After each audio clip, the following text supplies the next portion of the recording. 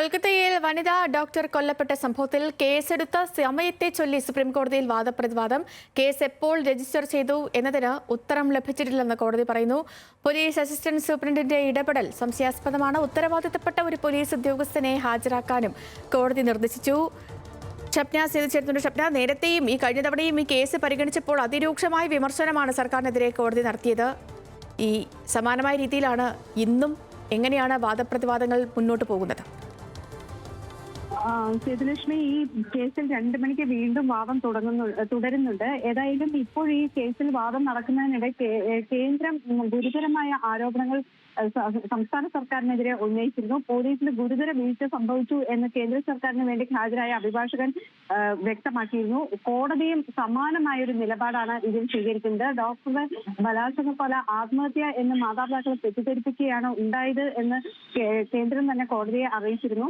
കോടതി ഇതിൽ പറഞ്ഞത് ഉത്തരവാദിത്തപ്പെട്ട ഒരു പോലീസ് ഉദ്യോഗസ്ഥനെ ഹാജരാക്കണം. കേസ് എപ്പോൾ രജിസ്റ്റർ ചെയ്തതെന്ന് ഉത്തരം ഇതുവരെയും തങ്ങൾക്ക് ലഭിച്ചിട്ടില്ല. കേസെടുത്ത സമയത്തെ ചൊല്ലിയാണ് വലിയ തർക്കങ്ങൾ കോടതിയിൽ നിന്ന് നിലനിൽക്കുകയും ചെയ്തു. പോലീസ് അസിസ്റ്റന്റ് സൂപ്രണ്ടിന്റെ ഇടപെടൽ സംശയാസ്പദമാണ് എന്നാണ് കോടതി പറഞ്ഞത്.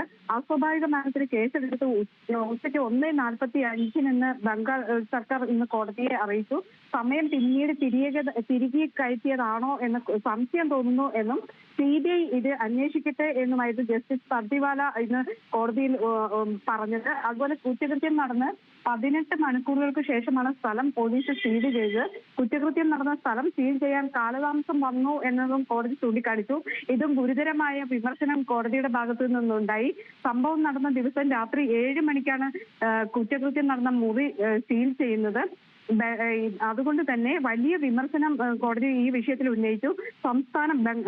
സംസ്ഥാനം പിന്തുടരുന്ന മുഴുവൻ നടപടിക്രമങ്ങളും തന്റെ 30 വർഷത്തിനിടയിൽ കണ്ടിട്ടില്ലാത്തതാണ് എന്ന രൂക്ഷമായ പരാമർശമാണ് ജസ്റ്റിസ് പർദിവാലയുടെ ഭാഗത്തു നിന്ന് ഉണ്ടായിട്ടുള്ളത്. ഏതായാലും 2 മണിക്ക് ശേഷവും ഈ ഹർജിയിൽ വാദം കേൾക്കും എന്ന് സുപ്രീം കോടതി വ്യക്തമാക്കിയിട്ടുണ്ട്. സുപ്രീം കോടതി ഇത്തരത്തിലൊരു സംഭവം ഉണ്ടായപ്പോൾ സ്വമേധയാ കേസ് രജിസ്റ്റർ ചെയ്യുകയായിരുന്നു. ഈ കേസിൽ മെഡിക്കൽ രംഗത്തുള്ളവരുടെ അടക്കമുള്ളവർ കക്ഷി ചേർന്നിരുന്നു. അങ്ങനെ സ്വമേധയാ രജിസ്റ്റർ ചെയ്ത കേസിലാണ് കോടതി ഇത്തരത്തിലുള്ള ഇടപെടൽ ഉണ്ടായത്. കഴിഞ്ഞ ദിവസം ഈ ഹർജി പരിഗണിക്കുന്ന വേളയിൽ ആശുപത്രിയിലെ ജീവനക്കാർക്കും ഡോക്ടറുടെ കൊലപാതകവുമായി ബന്ധപ്പെട്ടുള്ള സംഭവത്തിൽ വാദപ്രതിവാദങ്ങൾ തുടരുകയാണ് സുപ്രീം കോടതിയിൽ.